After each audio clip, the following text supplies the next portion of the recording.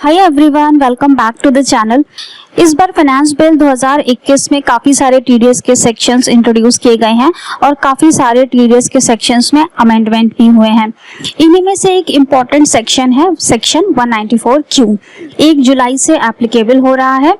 बहुत important section है और आपके लिए हमने यहाँ पर बहुत ही शॉर्ट में इसे बहुत ही सिंपल लैंग्वेज में समझाने की कोशिश की है कि सेक्शन 194 एप्लीकेबल किन किन केसेस में होगा, कैसे होगा, कितना रेट ऑफ टीडीएस होगा और अगर आपने अप्लाई नहीं किया तो इसके कॉन्सिक्वेंसेस क्या होंगे। सेक्शन को डिटेल में पढ़ना चाहते हैं तो ये आपको कहाँ मिलेगा? ये आपको मिल जाएगा indiabudget.gov.in पर। वहां पर आपको फाइनेंस बिल की कॉपी मिल जाएगी और उसमें आपको ये सेक्शन मिल जाएगा 194Q। तो जैसा कि मैंने यहाँ पर ये ओपन किया हुआ है फाइनेंस बिल और यहाँ पर आपको दिख रहा है सेक्शन 194Q। लिंक आपको नीचे डिस्क्रिप्शन बॉक्स में भी दे देंगे इस फाइनेंस बिल का, तो आप वहां से भी इसे ओपन कर सकते हैं। हम चलते हैं अपने पावर पॉइंट की स्लाइड पर और आपको सिंपल वे में समझाएंगे कि ये सेक्शन आखिर कहता क्या है। सबसे पहले देखते हैं सेक्शन की एप्लीकेबिलिटी, ये किन किन केसेस में अप्लाई होता है। अब यहाँ पर आपकी काफी सारी क्वेरीज होंगी। कोई कहेगा मैम मैं रॉ मटेरियल परचेज करता हूँ, कोई कहेगा मैं कैपिटल गुड्स परचेज करता हूँ, कोई कहेगा कि मैं इंपोर्ट करता हूँ। कि सारे सवालों का जवाब इस एप्लीकेबिलिटी की कंडीशंस में मिल जाएगा। तो ध्यान से सुनिएगा कि किन किन केसेस पर ये सेक्शन अप्लाई होता है या फिर किन किन लोगों पर ये सेक्शन अप्लाई होता है। यहाँ पर 3 कंडीशंस बताई गई हैं। अगर वो 3 कंडीशंस आपके ऊपर अप्लाई नहीं होती हैं तो ये सेक्शन आपके ऊपर अप्लाई नहीं होगा। आपको इस सेक्शन के लिए परेशान होने की बिल्कुल भी जरूरत नहीं है। अगर इन 3 कंडीशंस में से एक आपके ऊपर फुलफिल हो रही है लेकिन बाकी की दोनों नहीं हो रही हैं, तब भी आप सेक्शन 194Q के लिए एलिजिबल नहीं है। तो तीनों कंडीशन सेटिस्फाई होना यहाँ पर जरूरी है। अगर वो तीनों कंडीशंस आप फुलफिल कर रहे हैं तभी आप under section 194Q TDS deduct करेंगे। चलिए देखते हैं कि 3 कंडीशंस कौन कौन सी हैं। पहली कंडीशन है buyer purchase goods from resident seller. आपने गुड्स परचेज किए हैं किसी रेसिडेंट सेलर से, मतलब रेसिडेंट इन इंडिया। आपका सेलर इंडिया में रहता है और आपने उससे गुड्स परचेज किए। अब यहाँ पर रेसिडेंट की बात हुई है, तो अगर आप एनआरआई सेलर से परचेज कर रहे हैं, मतलब अगर आप इंपोर्ट्स कर रहे हैं, तब ये सेक्शन आप पर एप्लीकेबल नहीं होगा। दूसरी condition, value of goods purchase during the financial year exceeds ₹50 lakhs। During the whole financial year, एक पूरे साल में अगर आपने किसी सेलर से 50 लाख रुपए से ज्यादा का माल खरीदा, तब ये सेक्शन आपके ऊपर अप्लाई हो जाएगा और आपको टीडीएस काट कर पेमेंट करना होगा। अगर गुड्स की वैल्यू 50 लाख रुपए से ज्यादा नहीं होती है ड्यूरिंग द फाइनेंशियल ईयर, पूरे साल की बात हो रही है, पूरे साल का कैलकुलेशन आपको देखना है, चाहे आपने एक बार में खरीदा हो चाहे आपने 10 बार में खरीदा हो। पूरे साल में अगर 50 लाख रुपए से ज्यादा की वैल्यू नहीं हो रही है तो आप पर सेक्शन 194Q एप्लीकेबल नहीं होता है और आपको टीडीएस डिडक्ट नहीं करना है। तीसरी condition, turnover of buyer in the previous year is 10 crores और मोर। जो बायर है, जो माल खरीद रहा है, उसका टर्नओवर प्रीवियस ईयर में, अब ये हमारा फाइनेंशियल ईयर चल रहा है 21-22 और इस सेक्शन की एप्लीकेबिलिटी हो रही है 1 जुलाई 2021 से। तो यहाँ पर हमारा प्रीवियस ईयर कौन सा हुआ? प्रीवियस ईयर हुआ फाइनेंशियल ईयर 2021। तो फाइनेंशियल ईयर 2021 में अगर जो बायर है उसका टर्नओवर पूरे साल भर में 10 करोड़ रुपए से ज्यादा का हो गया, तब ये सेक्शन अप्लाई हो जाएगा। अगर बायर का टर्नओवर 10 करोड़ रुपए के अंदर है तब ये सेक्शन उस बायर के ऊपर नहीं लगेगा और वो टीडीएस डिडक्ट नहीं करेगा। तो अब ये 3 कंडीशंस हमने देख ली एप्लीकेबिलिटी के लिए और ये 3 कंडीशंस फुलफिल होना जरूरी है सेक्शन 194Q की एप्लीकेबिलिटी के लिए। पहला कि आपको रेसिडेंट सेलर से परचेज करनी है, दूसरा वैल्यू ऑफ गुड्स 50 लाख से ज्यादा होना चाहिए और तीसरा कि बायर का टर्नओवर 10 करोड़ रुपए से ज्यादा होना चाहिए। एप्लीकेबिलिटी के बाद देखते हैं टीडीएस का रेट कितना लगेगा। अगर सेलर ने अपना पैन दिया हुआ है तो 0.1% का रेट लगेगा इन एक्सेस ऑफ ₹50 lakhs, मतलब जितना अमाउंट 50 लाख रुपए से ऊपर का है सिर्फ उतने पर टीडीएस काटना है। फॉर एग्जाम्पल अगर आपने ड्यूरिंग द फाइनेंशियल ईयर किसी सेलर से माल खरीदा है 60 लाख रुपए का, तो आपको उस पूरे 60 लाख रुपए के ऊपर 0.1% का टीडीएस डिडक्ट नहीं करना है, आपको सिर्फ बैलेंस अमाउंट पर करना है। जैसे कि 60 लाख रुपए में से आपने 50 लाख माइनस कर दिए, बचा 10 लाख। सिर्फ 10 लाख के ऊपर आपको 0.1% का टीडीएस काटना है। ये उस केस में जबकि आपके पास सेलर का पैन नंबर है। लेकिन अगर सेलर आपको पैन नंबर नहीं देता है, तब वहां पर 5% का टीडीएस आपको डिडक्ट करना होगा बैलेंस अमाउंट पर। अब यहाँ पर एक और सेक्शन हमने देखा था 206AA, जहां पर कि अगर आपके पास पैन नंबर नहीं है सामने वाले व्यक्ति का, तो आपको 20% के हिसाब से टीडीएस काटना होता है। लेकिन यहाँ पर सेक्शन कहता है कि आपको 5% के हिसाब से टीडीएस काटना है अगर सेक्शन 194Q की एप्लीकेबिलिटी हो रही है। तो आपको बैलेंस अमाउंट पर यहाँ पर काटना होगा टीडीएस। अगर पैन नंबर दिया है तो 0.1% और अगर पैन नंबर नहीं दिया है तो 5%। इसके बाद कहता है कि सेलर वाइज रिडक्शन देखना है हर फाइनेंशियल ईयर में। आपको हर फाइनेंशियल ईयर में देखना होगा कि ये सेक्शन एप्लीकेबल हुआ है या नहीं। साथ ही यहाँ पर सेलर वाइज रिडक्शन है, मतलब आपको हर सेलर के लिए देखना होगा। अगर आप 5 लोगों से माल खरीदते हैं तो आपको उन 5 लोगों के लिए देखना होगा कि वैल्यू ऑफ गुड्स 50 लाख रुपए से ज्यादा हो रही है या नहीं। तो यहाँ पर आपको टोटल परचेज नहीं देखनी है, आपको सेलर वाइज परचेज देखनी होगी। इसके बाद क्या कहता है सेक्शन कि TDS is to be deducted from 1 July but payments made before July also to be considered. Section 1 जुलाई से एप्लीकेबल हो रहा है, लेकिन अगर आपने अप्रैल से लेकर के जून तक के महीने में कोई भी परचेज की है तो वो इस सेक्शन के अंदर कवर हो जाती है। फॉर एग्जाम्पल, आपने जुलाई में परचेज की 10 लाख रुपए की, उस पर इस सेक्शन की एप्लीकेबिलिटी नहीं बनी।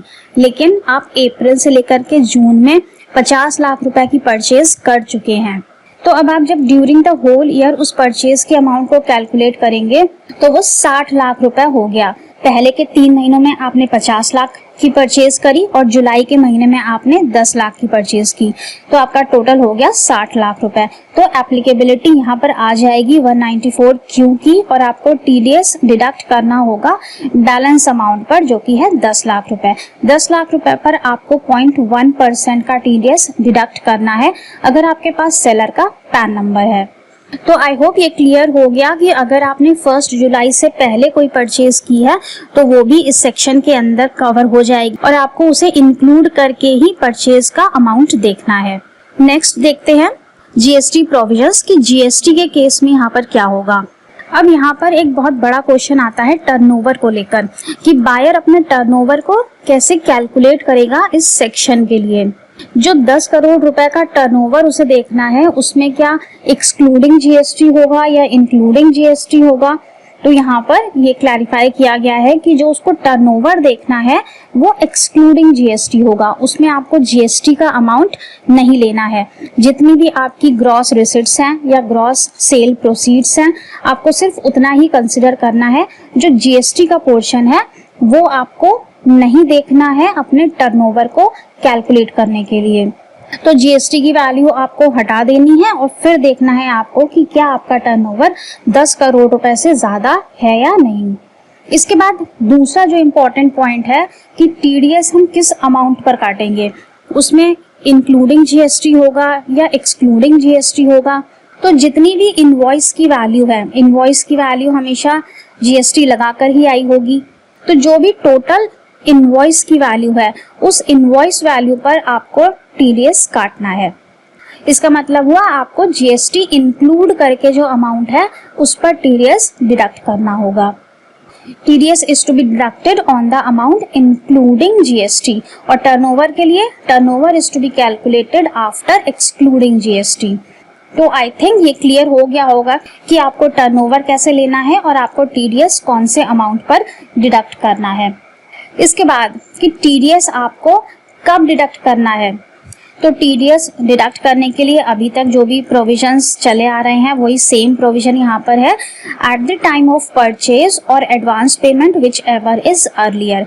जैसे ही आपने सेलर को अपनी बुक्स ऑफ अकाउंट में क्रेडिट किया परचेज के लिए, वो पीरियड, या फिर अगर आपने एडवांस पेमेंट कर दिया है तो वो पीरियड जो भी उनमें से पहले होगा, विच एवर इज अर्लियर, तभी आपको टीडीएस काट लेना है। डिपॉजिट ऑफ टीडीएस, इस सेक्शन के अंदर आप जो भी टीडीएस काट रहे हैं वो टीडीएस आपको डिपॉजिट करना होगा अगले महीने की 7 तारीख से पहले। जैसे कि आपने जुलाई में टीडीएस काटा, तो जुलाई महीने का टीडीएस आपको 7 अगस्त तक जमा करना है। और जब आप टीडीएस डिपॉजिट कर रहे हैं तो फिर आपको टीडीएस रिटर्न भी फाइल करनी होगी। तो टीडीएस रिटर्न जाएगी यहाँ पर फॉर्म 26Q में, जो कि क्वार्टरली फाइल होती है। और टीडीएस रिटर्न की डेट्स क्या होती हैं? क्वार्टर एंड होने के अगले महीने की आखिरी तारीख। जैसे कि फॉर एग्जांपल अप्रैल, मई, जून की जो क्वार्टरली रिटर्न होगी वो आपको 31 जुलाई तक फाइल करनी है। इसी तरह से हर क्वार्टर की रहती है। हर क्वार्टर के एंड होने के अगले महीने जो लास्ट डेट होती है उस तक आपको अपना फॉर्म 26Q फाइल करना होगा।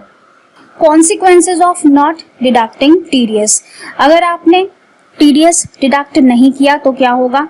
अगर आपने टीडीएस डिडक्ट किया लेकिन उसको आपने डिपॉजिट नहीं करवाया, या फिर आप टीडीएस डिडक्ट करना भूल गए, आपने नहीं किया इंटेंशनली या अनइंटेंशनली, तो section 40IA of income tax act apply हो जाएगा, जैसा कि अभी तक होता आ रहा है। जब भी आप टीडीएस डिडक्ट नहीं करते हैं या उसे डिपॉजिट नहीं करवाते हैं तो section 40IA of income tax act applicable हो जाता है।